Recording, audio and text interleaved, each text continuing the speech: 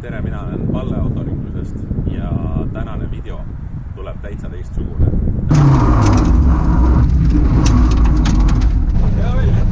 Ma ei tea.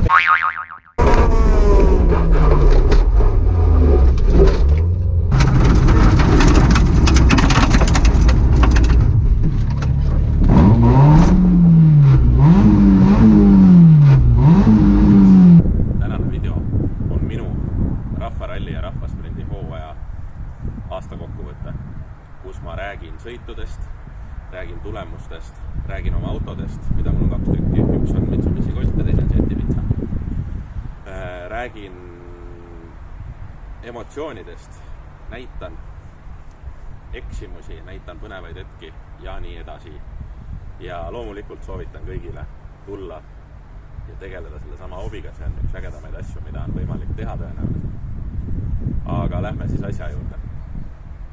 Mina alustasin 2021, olles varasemalt tegelenud mootorkelguspordiga, mingil määral motocrossiga ja mingil määral jetispordiga. Ehk siis mootorid kui sellised olid mulle tuttavad, kiirus mulle meeldib, kiirust ma ei karda ja eluaeg oli kuklas kuskil tiksunud, et rallit tahaks ka sõita. Okei, ilmselgelt ei lähe esimese hooga WRC-sse, ei lähe esimese hooga isegi Eesti meistrivõistlustele sportrallis 0 kogemuste pealt, see ei ole mõistlik asi, mida teha tõenäoliselt. Esiteks on kulud väga palju suuremad, teiseks on kiirused suuremad ja kolmandaks keegi ei lähe motosporti tegema selleks, et olla, ma ei tea, 14. Et võtaks jõukohased asjad ikkagi. Tundus, et rahvaralli ja rahvasprint võiks olla teema. Alustasin eelmisel aastal Lääne-Eesti rahvaralliga. Vahetult enne seda, või paar kuud enne seda sain endale auto. Jeti Pizza oli siis esimene. Ja läksin kohale lihtsalt. Oli võõras kaardilugeja minu jaoks, tervitused Mardile, kellega ma olin väga rahul. Olen ka kõigi teiste kaardilugejatega väga rahul. Saime Mardiga kokku, soovituste kaudu kuidagi leidsime üksteist ja olin ostnud kruusarehvid, millega ma polnud meetritki sõitnud ja üldse selle autoga ma ei olnud enne legendi järgi meetritki sõitnud ja ma ei olnud üldse nagu kruusateel, kui niimoodi polnudki sõitnud. Okei, läksime starti, esimene katse ja kas oli 12. või 14. aeg. Kui arvestada seda, et selja taga olid ka mõned võistlejad, siis täitsa okei. Ja nii see vaikselt algas. Siis sõitsime juba seal mingil katsel kogemata 4. aja, aga keskmine oli siuke 9, midagi sellist 10. Aga sealt see hakkas edasi kerima selliselt, et kogu aeg saab paremini. Sa saad ise areneda, sa arened ise nii kiiresti. Järgmisel võistlusel oli juba täiesti teine olukord. Järgmisel võistlusel meil olid katsetelt juba, see oli siis Kihelkonna 2021, siis meil olid katsetelt juba viskas 1 3. koha aja ja 1 katse isegi võitsime. Tõepoolest, siis olid osad võistlejad katkestanud, aga vahet ei ole selles mõttes, et seal oli ikkagi circa 10-12 meest oli veel sõidus. Ja sealt edasi on kogu aeg tõusvas joones läinud, et täna ilmselgelt ma nimetan ennast veel algajaks. Ma ei tunne ennast kindlasti koduselt iga pinnase peal iga autoga, aga täna ma ikkagi aastaga on olukord väga palju muutunud, et sõidutase ja autotunnetus. Ja samamoodi autosid on ka võimalik nii-öelda upgrade'ida, et mida rohkem sa sõidad seda, rohkem sa saad aru, et kus on need kohad, mis vajaks täiendamist ja ma olen jooksvalt ka seda teinud, sest et tehniliste riketega või mitte toimiva autoga sõitmine on üks ärritavamaid asju, mis üldse olla saab. See juhtus mul just Hiiumaal, kus mul esimesel päeval, 2022 viimane rahvaralli, 2-päevane, esimesel päeval ei läinud teine käik sisse ja sellega rikkusin kogu võistluse põhimõtteliselt. Hooajal 2022 sõitsin ma 2 autoga siis, selle Mitsubishi Colt GTI-ga ja Jeti Pizza GTI-ga. Ja enamus sõidud ma sõitsin selle autoga, sellepärast et märtsi lõpus Jetil tekkis mingisugune käigukasti jama, mida ei saanud kohe lahendatud. Küll polnud lahendajad, küll polnud juppe, siis ei tulnud välja ja nii edasi. Ja asi jäi venima ja samade tööde käigus tekkis tal veel mingi teine tehniline mure, kus ta kuumaga hakkas tõrkuma ja puterdama ja seda viga ka ei leitud üles, seda oli väga raske leida, sest auto pidi alati sõitma üle tunni aja soojaks kõigepealt ja nagu mitte lihtsalt soojaks, vaid nagu maksimaalselt soojaks. Võstsin selle auto vahepeal, sõitsin sellega läks harjumise peale kahjuks aega, tulemused kannatasid ka selle tõttu. Lõpus, kui Jett hakkas uuesti valmis saama, see oli siis tegelikult suve lõpp, sügise algus, oli selle autoga ka juba tunnetus väga hea. Õnnestus mingeid katsevõite isegi noppida ja teisi kolmandaid kohti ja läks järjest paremaks. Ja siis ma istusin Jetti tagasi, õppisin uuesti Jettiga sõitma, et nüüd järgmine aasta ei ole veel selge täpselt, millega ma mida sõidan, kas ma pean üldse 2 autot või mitte, see on muidu idee poolest müügis ka, sest pigem ma jätan endale Jettiga ma olen ikkagi kokkuvõttes rohkem sõitnud ja rohkem harjunud. Aga see jällegi peaks olema lume peal väga hea auto, nii palju kui kuulnud olen, et võiks isegi parem olla kui Jett. Aga siin õues üldiselt hakkab väga külm, praegu on esimesed krõbedad ilmad, novembrikuu ja mul on veel palju näidata. Mul on filmitud sisuliselt kõik võistlused, kus ma olen osalenud. Loomulikult on video peal erinevad sõiduvead, mingisugused põnevamad hetked, kiiremad lõigud ja nii edasi ja nii edasi. Ja ma näitan ükshaaval kõik sõidetud võistlused ära koos tulemustega, minupoolsete kommentaaridega ja sellega, mis meelde jäi. Aga liigume tuppa ja hakkame pihta.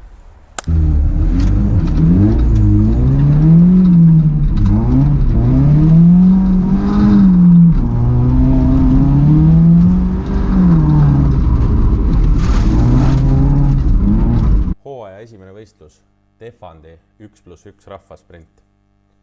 1+1 tähendab mida? 1+1 tähendab seda, et on 2 katset, mida sa sõidad 3 korda, ehk siis kokku 6 läbimist. Sisuliselt on tegu pooliku rahvaralliga. Kaardilugeja on vabatahtlik. Kui tahad, sõidad kaardilugejaga, kui tahad, sõidad üksi. Mina sõidan üksi, sest ma olen suur ja raske, ma tahan autokaalu säästa. Jätan raja hästi meelde. Võistlus algas kohe hooaja alguses, esimene voor, esimene sõit, teine koht minu oma klassis. Mõtlesin, et vapsee, no kurat, nüüd on küll ainult võidud tulemas või poodiumid tulemas. Liidriga vahe oli äkki paar sekundit, ma täpselt ei mäleta, ei olnud väga suur. Teine katse, 3. koht. Pärast seda, ma ei tea miks, ma seda otsustasin, aga tundus ülihea mõte, et tuleks teha refi vahetus. Ja 3., 4. läbimine nii-öelda või voor, teine voor, esimene teine läbimine. Ma panin alla kontinentaalid, Ice Contact 3, mõõdus 155. Ja muidu sõitsin Michelin X-Size North laiuses 185. Ja selles olukorras oli see viga. Ma kaotasin selgelt aega. Ma eeldasin, et rada läheb pudruseks ja löötsiseks, aga ei läinud, oli täiesti jääs. Ja Michelini vastu jää peal on väga raske saada ja ma kaotasin üle 10 sekundi 3. ja 4. katsega siis nii-öelda. Sellega ma pudenesin omakorda 3. kohalt vist äkki 5. isegi ja 3. voorus ehk siis 5. ja 6. läbimine ma panin Michelini alla tagasi ja otsustasin, et ma teadlikult võtan veits riske, proovin ikkagi 3. koha peale tagasi sõita ennast, aga see kahjuks ei õnnestunud, see lõppes väikse sõiduveaga, mida ma kohe näitan ka.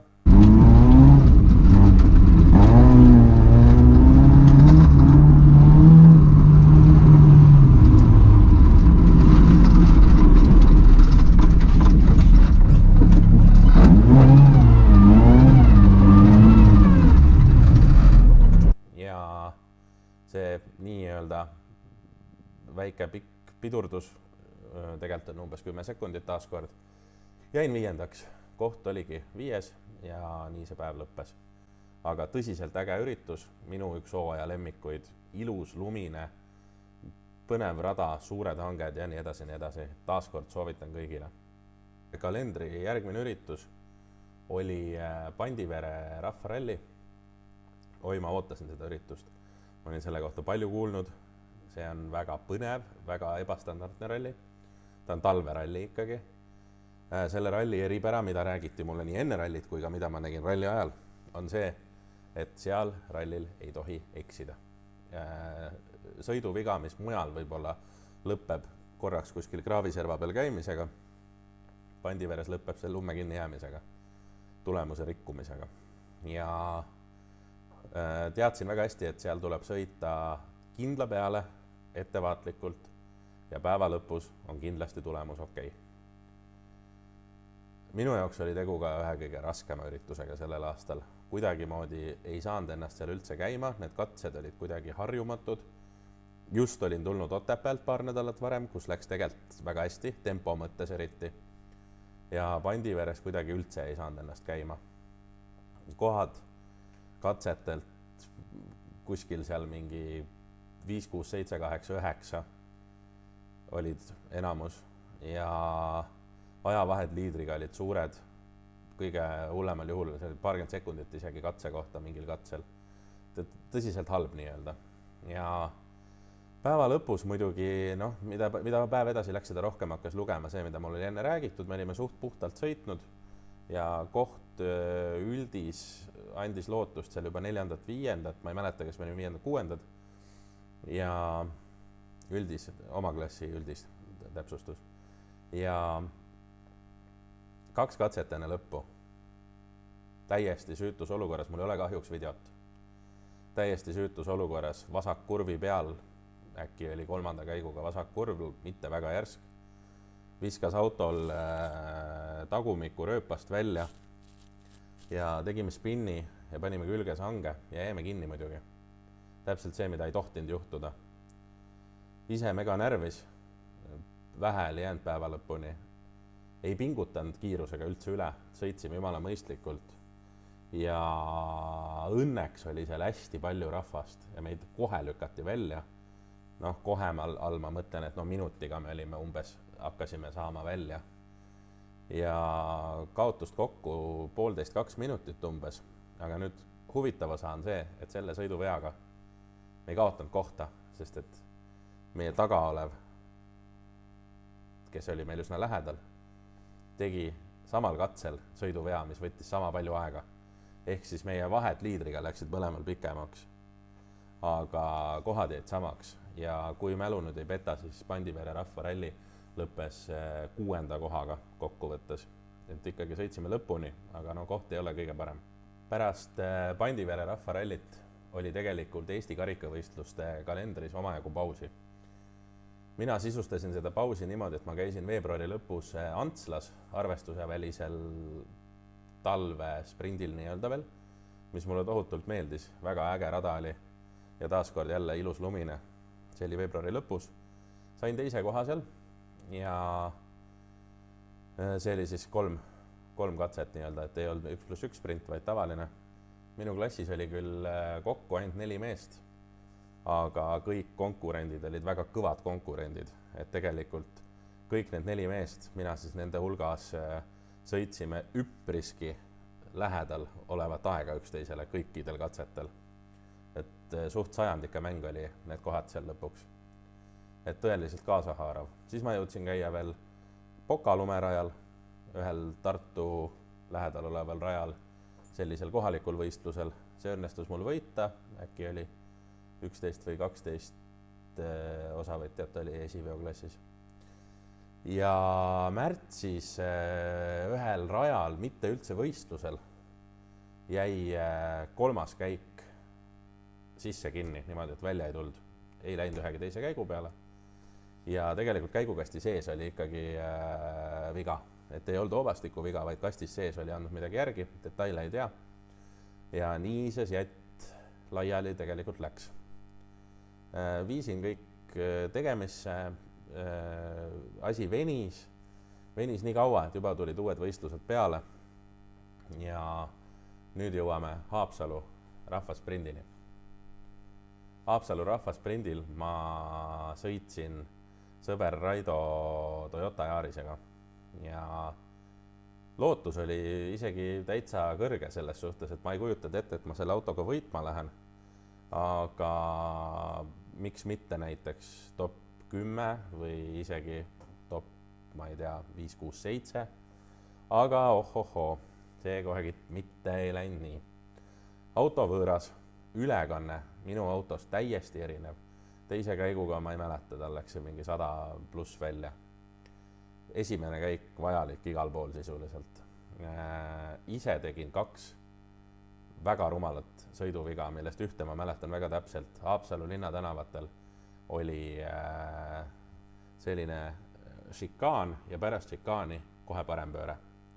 Aga lindid olid veetud selliselt, et kaugelt vaadates ja publikut vaadates tundus, nagu see rada tahab minna vasakule.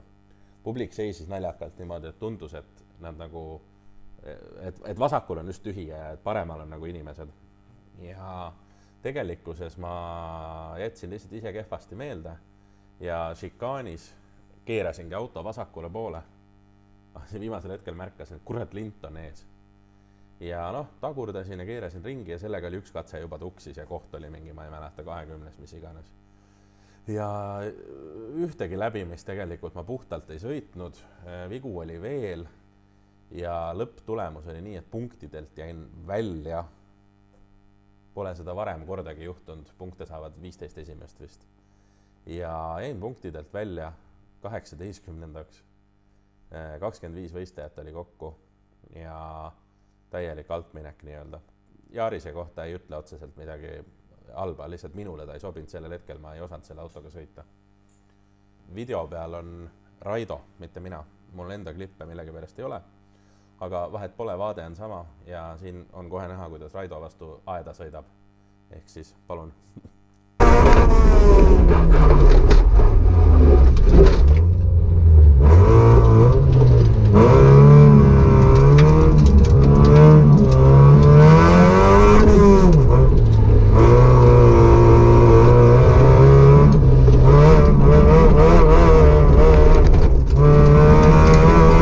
Järgmine üritus on Türi rahvasprint, mai algus. Seati käigukast oli esimest korda kokku pandud. Just kui peaks valmis olema.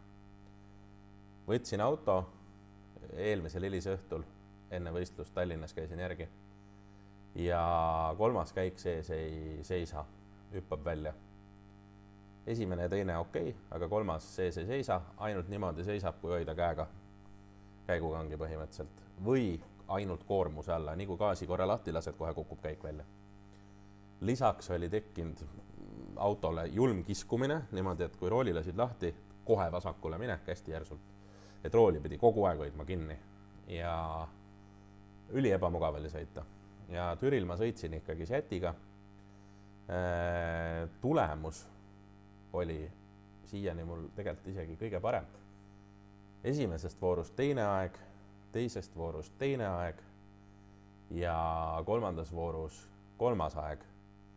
Aga kokkuvõttes kolmas koht, kuna kolmandas voorus teise koha mees tegi väga-väga kõva sõidu ja ma ausalt öeldes ei oodanud seda. Tegelikult väga huvitav, milline see taktika oli, kas see oli niimoodi planeeritud. Ma esimese 2 vooru põhjal järeldasin, arvutasin enam-vähem välja, et mis ma peaks kolmandas voorus sõitma ja väga ei pingutanud. Sõitsin kindla peale. Ma ei sõitnud meelega aeglaselt ilmselgelt, aga ma ei võtnud liigseid riske ka. Ja üllatus oli see, et ma lõpuks ikkagi äkki võis olla 1,5 sekundiga jäin teisest kohast ilma. Et kurb, aga samas põnev, et niimoodi läks. Nii järgmisena. Seat läks vahepeal taaskord remonti. Sellepärast, et lisaks käigukastile oli lisandunud ka muid muresid. Järgmine üritus oli Narva Kreenholmi rahvasprint. Selle ürituse tõstaksin ma ka erilisena tooks välja, sellepärast, et võidusõit toimub Kreenholmi tehase aladel.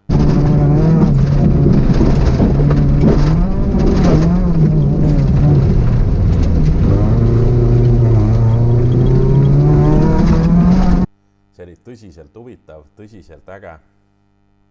Sõidad nendest hoonete, nende kangi alustest autoga läbi. Võidusõit, mitte ülesõit, eks ole. Ja ümber nende üle Narva jõe sildade, mis sinna Kreenholmi saare peale viivad.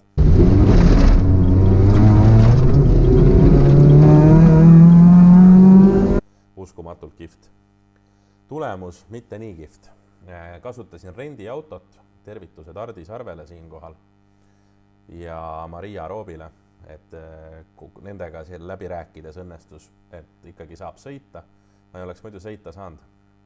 Ja rendiautoks paljude poolt ihaldatud Honda Civic VTI 1.8, mis peaks teoorias olema minu mõlemast autost kiirem. Praktikas see loomulikult nii ei ole. Kui sa hüppad uue auto rooli ja teed temaga esimesed kiired meetrid aja peale võistlusel, siis kindlasti sa kohe seda potentsiaali ära ei kasuta. Ehk siis minu kõrgeim võimalik, mis ma seal oleks saanud püüda, oleks olnud 4. koht. Ma olin seal, ma täpselt ei mäleta, 4, 5, 6, mingid sellised ajad umbes. Ja 4. koht oli nagu reaalne, aga nii kaua kuni 3. voorus tuli autol ratas alt ära.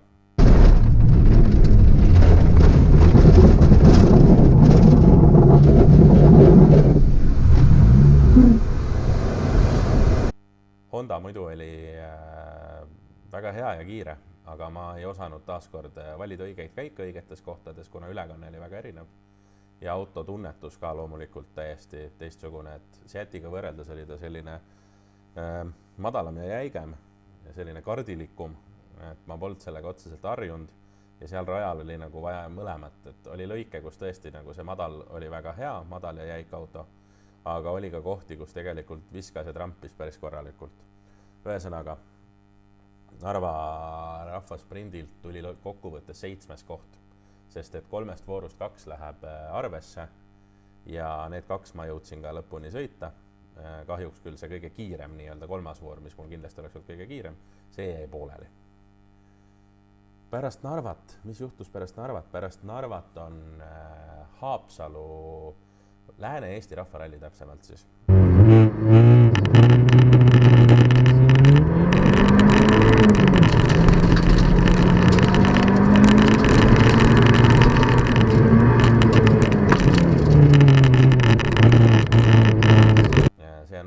Esimene üritus, mida ma sõidan 2 korda, sellel aastal sõitsin. Ja sinna läksin ma Mitsubishi Goldiga, mille ma ostsin paar päeva enne rallit. Ja miks ma ostsin teise auto? Seat oli endiselt laiali. Teoorias ta sai küll nii öelda komplektseks ja kokku, aga ta ei toiminud.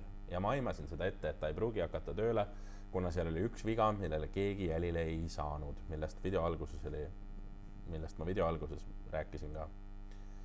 Ja õigesti tegin, sest ma oleks muidu katkestanud selle ralli.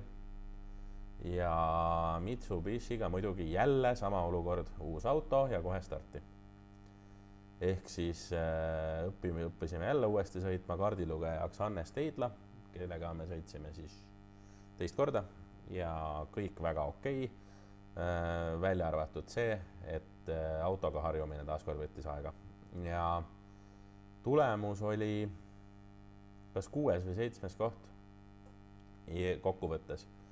Mingid väga erilisi aegasid ei olnud, sõitsime niimoodi keskpäraselt, aga suht kindla peale, mõned pisivead, liigseid riske ei võtnud. Lõpuni ilusti auto jäi terveks.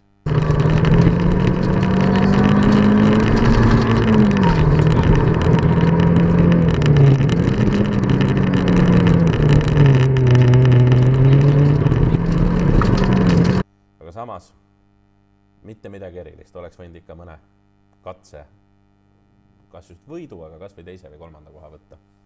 Aga selleni jäi ikkagi ruumi. Tõepoolest lühematel katsetel ei olnud ajavahed liidritega suured, et me ikkagi saime selle Mitsuga lõpuks ka hoo ülesse. Järgmine üritus oli Hiiumaa rahvasprint 1+1 taaskord.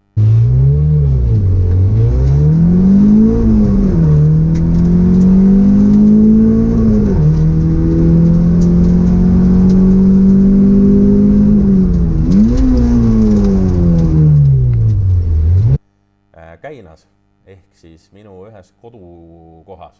Ma elan Käinas ja Tartus.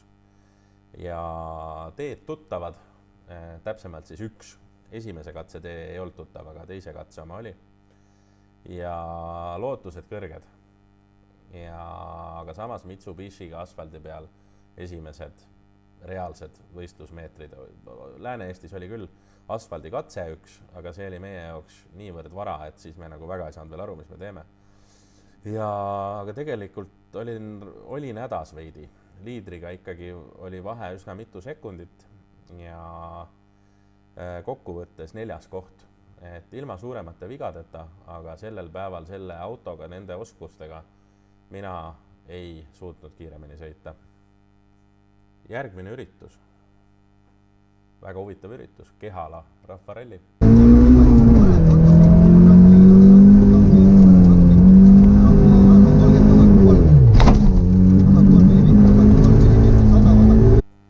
Ja eelmine aasta seda ei olnud ja see viimati toimus väga ammu. Keegi ei teadnud, mida oodata. Ja tegelikult oli huvitav üritus, rajad olid väga lahedad. Kehala paarisrada, see, mida kasutavad ka driftijad ja ka sportrallis on see sees olnud. Seal oli mitu katset.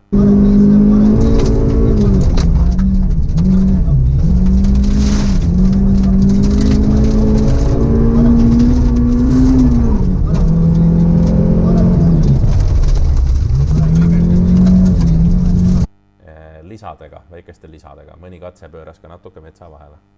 Lisaks paarisrajal oli täiesti metsakatseid ka.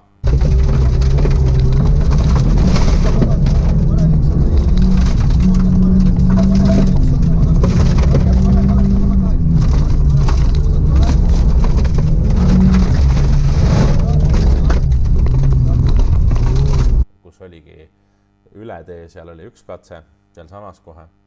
Ja teine oli seal paarisraja ääres nende hoonete taga metsa vahel. Ja need olid täiesti erinevad sellest, mis toimus paarisrajal. Paarisrada oli lai, kiire, konkreetne selline, hästi näha.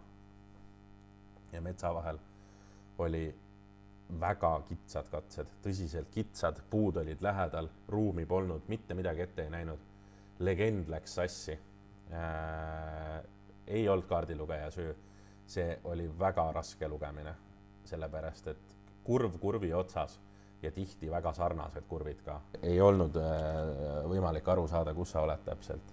Ja Kehalas kahjuks me katkestasime ja katkestasime nii totral põhjusel, et lühidalt öeldes üks väga oluline pistik kapoti all vibreeris ennast natuke lahti ja me ei leidnud kohe seda viga ülesse, sellepärast, et me kahtlustasime kütusepumpa ja me seisime raja ääres 40 minutit. Ja me saime auto käima, selle mõttes, vabandust, me ei katkestanud, me sõitsime lõpuni. Aga kaotus 40 minutit. See Kehalas oli ainult 8 lõpetajat kokku, me saime 8. koha. Aga me oleks muidu 4. olnud, sest see oli suht päeva lõpus ja minu arust me olime juba 4. selleks hetkeks. Ma ei mäleta, kas keegi eestpoolt katkestas ka või mitte. Et väga kurb. Seal oleks isegi olnud just kui poodiumi lootust, küll teiste ebaõnne arvelt siis, aga sõiduga enam-vähem jäime rahule. Ajavahed ei olnud väga suured meie jaoks.